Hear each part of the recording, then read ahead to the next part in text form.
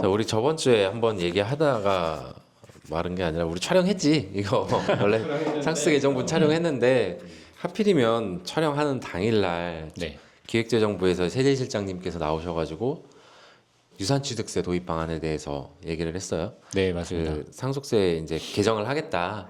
네. 지금 있는 근간을 아예 뒤바꾸겠다라는 발표를 하셨는데 일단은 유산취득세, 유산세 뭐 이런 얘기 나오면은 납세자분들은 뭔 소리인지 잘 모를 거야. 사실 네. 모를 거라고 생각해. 왜냐하면은 이게 같은 상속세인데 어디에서 과세를 하느냐가 문제야. 지금 현행 같으면은 일단은 고인이 남긴 재산에다가 먼저 재산 집계를 하고 네. 거기에서 공제할 거 공제하고 그 재산을 총 합 금액에다가 세금을 부과하는 건데 네. 이제 요거를 바꾸겠다는 거야. 일단 재산 집계까지는 똑같아.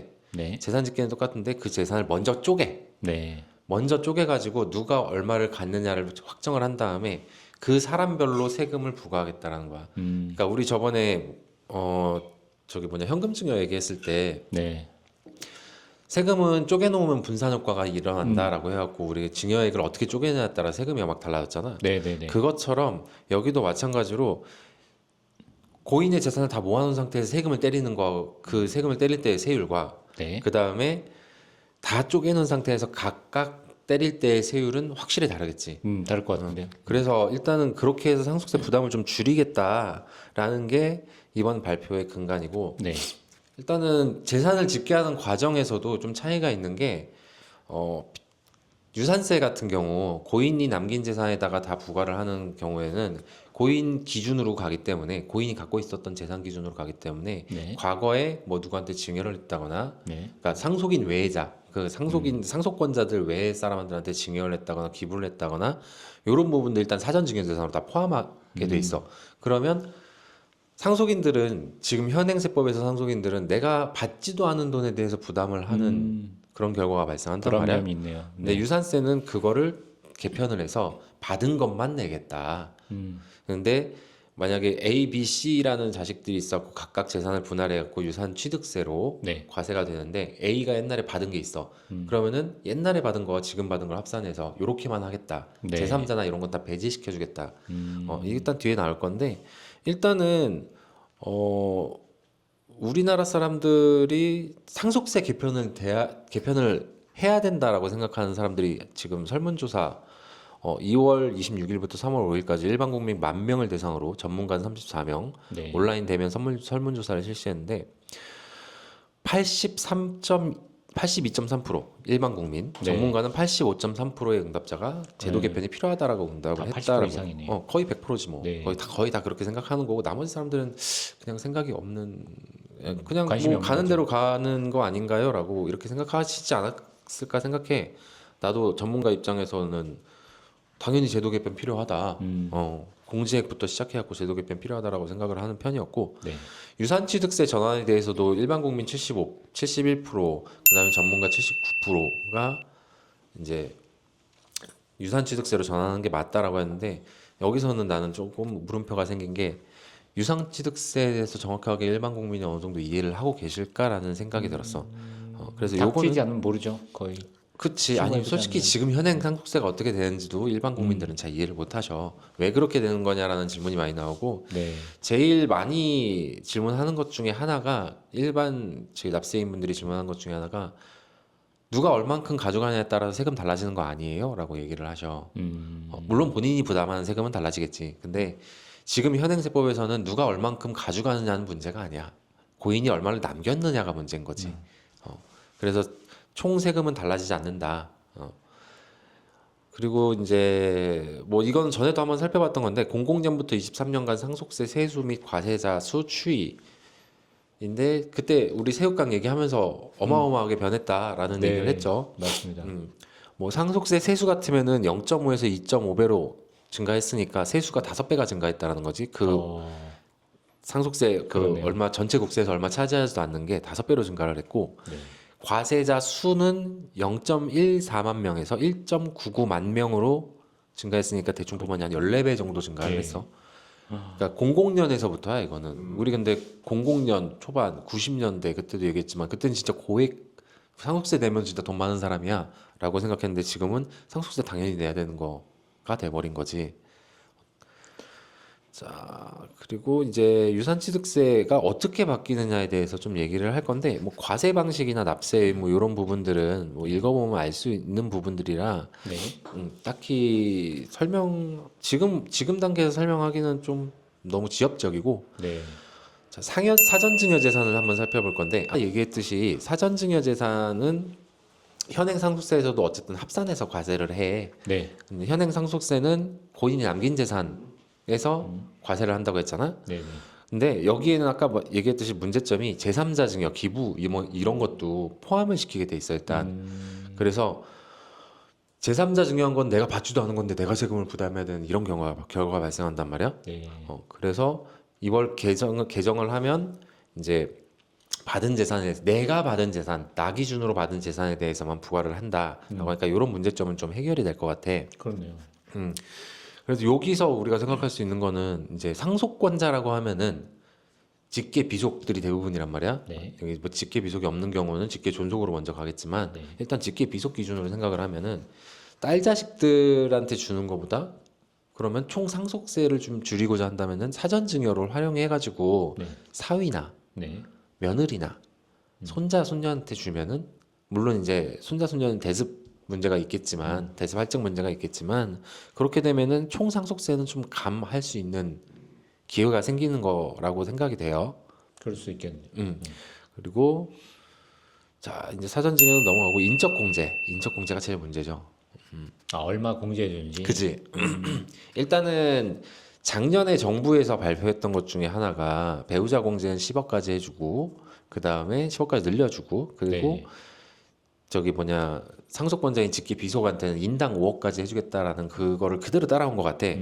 그래서 자 직계존비속 기본공제는 5억 원, 그 외자는 2억 원. 이제 받은 사람 기준이니까 받은 네. 사람 한 사람당 5억 원, 그 사람 거 계산할 때 네. 해주겠다. 그리고 그 외자는 2억 원까지 해주겠다라고 나와 있고, 배우자 같은 경우에는 조금 달라. 일단 10억 원 기조를 그대로 지키면서 네. 자 10억 원까지는 그 뭐냐 기본적으로 공제를 해주는데 10억 원이 만약에 안 되면 거기까지만 해줄게. 맥시멈이 10억이라는 거예요? 원래 지금 현행세법에서는 배우자 공제 한도가 30억, 그다음에 기초 5억, 그러니까 기본 5억에서 네. 30억까지 해서 법정 지분 그 배우자의 법정 지분 1.5를 넘어가는 재산에 대해서는 안 해준다가 현행이잖아. 네. 근데 그 한도는 똑같아. 기본 5억에서 맥스 30억까지 기본 5억이 이제 법정 상속분에서 맥스 30억까지로 한도는 똑같이 해놨는데 네. 만약에 받은 재산이 10억이 안 된다. 네. 그러면은 법정 상속분하고 상관없이 다 해줄게. 라고 바뀌었어. 이해가 돼?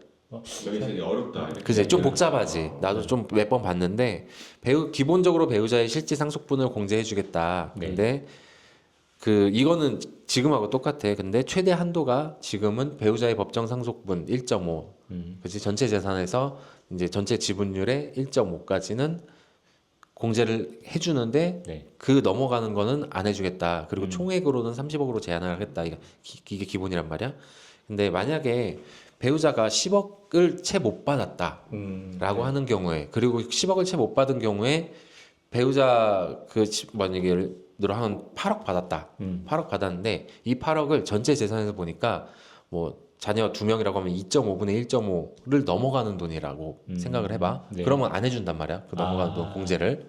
근데 그거하고 상관없이 10억 미만에선 다 해주겠다. 배우자는 무조건 10억까지는 배우자는 무조건은 10억까지는 법정 지분하고 상관없이 다 해주겠다. 그래서 요런 거는 이제 나도 설명하기가 좀 애매하게. 이거는 이게 말로 하기에는 사실 좀 그래. 요런 거는 좀 복잡한 개념이긴 한데 일단은 뭐 최대한 쉽게 설명해 보려고 노력은 했는데 머리에 한계가 있어서. 그러면은 좀 어떻게 보면 그런 거잖아요. 옛날에 그냥 아버님 어머님 돌아가셔갖고 그 친구들이나 지인들 전화 오면은 상속세 내야 되냐고 물어보잖아. 그럼 사실 예전에는 간단하게 야 이거 물려받을 거 10억 넘어? 아 안 넘어 한 6, 7억 정도 되는 것 같아. 그러면 신경 안 써도 될 것 같아라고 얘기를 했는데 이제는 뭐 만약에 바뀐 다음이면은 그게 많이 이야기가 달라지는 거네. 어떻게 보면은 그러면은 일단 배우자 공제가 10억부터 시작하는 거니까 아버님, 어머님 둘 중에 한 분이 돌아가셨는데 뭐 자녀가 있고 배우자분이 여전히 생존해 계시면은 보통 어떻게 보면 한 10억대 중반까지는 뭐 크게 문제 없는 걸로 일단은 이해가 되는데 어느 정도는 이게 단순히 뭐 10억대 중반까지 크게 문제가 없는 거다라고 하기에는 좀 애매한 부분이 게 일단 배우자 10억하고 기본 이제 받는 자녀 한 명이라고 하면 15억까지는 문제가 없을 건데 자녀 한 명당 5억이잖아 결국에는. 그러면은 결국에 많이 낳는 사람은 공제를 많이 받을 수 있다 얘기가 되는 거야. 그래서 이거 보면서 작년에도 그랬고 작년에 개정안 올라왔을 때도 그러면 이거 약간 출산 장려인가? 라는 생각도 드는 거야. 그리고 지금 돌아가시는 세대가 약간 베이비붐 세대들이 많단 말이야 아직. 그렇죠. 베이비붐 세대의 첫 자락부터 지금 끝 자락까지 쭉 지금 우리 윗세대가 다 그러신 분들인데 네. 지금 현재 이제 앞으로 이제 상속을 겪게 되시는 집안의 어르신들 같으면은 자녀분들이 그래도 기본 3-4명 정도는 계신단 말이야. 네. 우리 집도 7명이야 아버지가. 어머니 11명이고.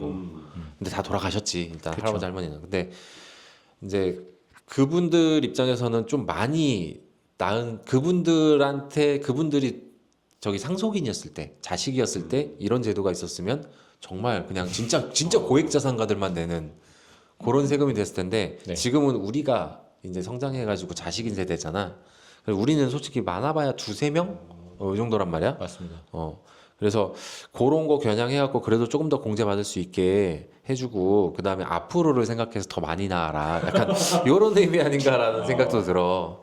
그리고 인착공제에서 약간 좀 특이한 게 있는 게 아까 배우자가 받은 거는 다 해주되 네. 법정 상속분 넘어가도 10억 이하에선 받은 거는 다 해주겠다라고 얘기를 했잖아. 근데 만약에 이게 인적공제 최저한이라는 제도가 있는데 자 지금은 배우자가 얼마를 받든 어쨌든 10억까지는 무조건 안 나오게 10억까지는 무조건 공제를 해준단 말이야. 네. 근데 이렇게 되면은 배우자가 만약에 3억 받고 그 다음에 뭐 그 자녀가 7억을 받았어. 네. 그럼 자녀는 5억밖에 못 받잖아. 공제를. 네. 그러면은 배우자는 3억 받고 자녀 5억이니까 3억 다 해주고 5억 하면 8억밖에 못 받아. 그럼 지금보다 오히려 못한 결과가 될 수 있단 말이야. 그래서 인적공제 최저한이라고 해갖고 10억 이전에 해주던 그 10억 기본 공제 해주는 거는 보장해줄게. 그러니까 배우자가 만약에 3억을 받고 그 다음에 자녀가 5억을 받았어. 네. 자녀가 7억을 받았어. 그럼 자녀 5억 기본 해주고 그 부족한 부분 10억에서 부족한 부분인 2억은 추가로 자녀한테 공제해줄게. 10억은 안 바뀌네요. 20억은 어쨌든 지금보다 못하진 않게 지켜줄게. 라고 이렇게 바뀌었어. 그래서 이제 나머지 보면은 뭐 물적공제 제도, 뭐 신고 저기 조세 회피 대응 뭐 이런 뭐 이슈들이 있는데 이런 거는 좀 더 세부적으로 나온 뒤에 살펴봐도 될 것 같고 이런 건 좀 지엽적인 부분이기도 해. 왜냐하면 납세인 분들이 여기까지 과연 궁금해할까 싶은 부분도 있어. 조세 회피 방지 뭐 이런 부분들은 사실 뭐 면담하면서 우리가 코칭해줘야 되는 부분이기도 하고 그리고 참 타이밍이 그런 게 이거 오늘 촬영했잖아 21일이지. 근데 19일 날 여기에 대한 세부 개정 내용 그 세부 계획안이 발표가 됐어. 19일 날 엊그저께.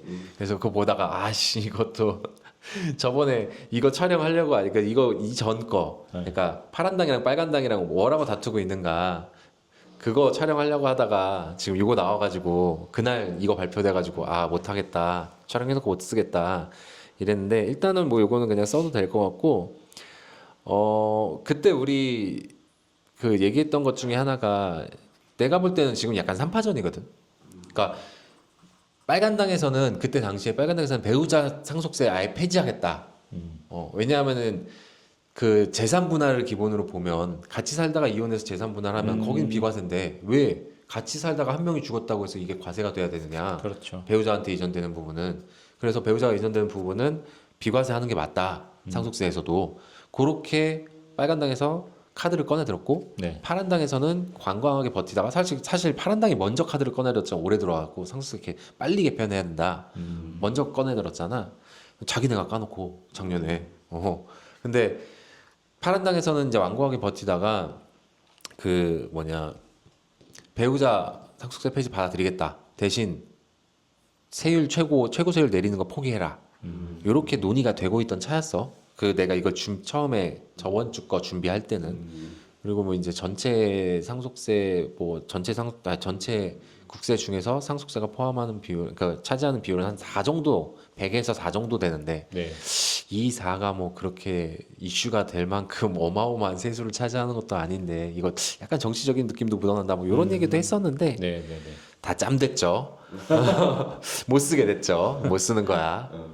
사실 나도 이거 예전에 한번 그 세제실 공무원분은 들은 적이 있는데 이거를 되게 이 시점에 발표를 해서 그렇지만은 되게 10년 이전부터 기재부 세제실에서는 엄청 열심히 준비했던 역작이야 진짜. 그래서 이번에 정치적인 상황이 이렇게 되다 보니까는 들고 나왔는데 이번엔 진짜 좀 됐으면 좋겠어. 되게 진짜 엄청 열심히 준비했다고 들었었거든 이거를. 뭐, 아니 이거를 지금 어저께 내가 이제 세부 계획안을 봤는데 이제 법령까지도 어느 정도 손을 대놓은 상태예요. 그러니까 법령은 손을 댔다는 게 개정을 한다는 게 아니라 요렇게 개정할 거예요라고 손을 대는데 나름 좀 체계적으로 준비를 잘 했더라고. 10년 됐다. 근데 일단은 납세자분들 이걸 보시는 시청자분들도 그렇고 납세자분들도 아셔야 될 게 이거는 개정 아니에요.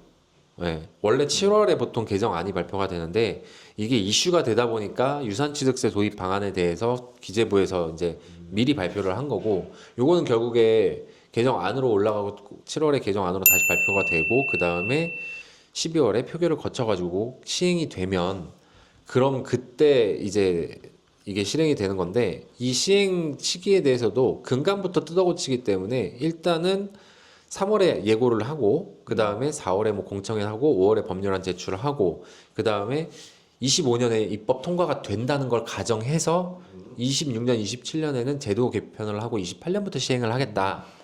아직 한참 남았지. 근데 어쨌든 그 전에도 현행 상속세에 대해서 개편은 있을 것 같은 게 정부에서는 일단은 아예 근간부터 뜯어고치는 카드를 꺼내 들었어. 근데 알잖아. 저번에 파란 나가고 빨간 나가고 막 이제 협의하고 막 하는 내용은 이거랑은 좀 달랐단 말이야. 그래서 현행 상속세도 어느 정도 제도 개편을 하면서 나중에 이쪽으로 가게 되지 않을까라는 생각이 들고 어쨌든 내년부터도 뭔가 변화는 있을 건데 변화가 있으면 납세자한테 유리하게 되지 불리하게 되지는 않겠다라는 게 오늘의 결론일 것 같습니다. 네, 수고하셨습니다. 오늘은 여기까지.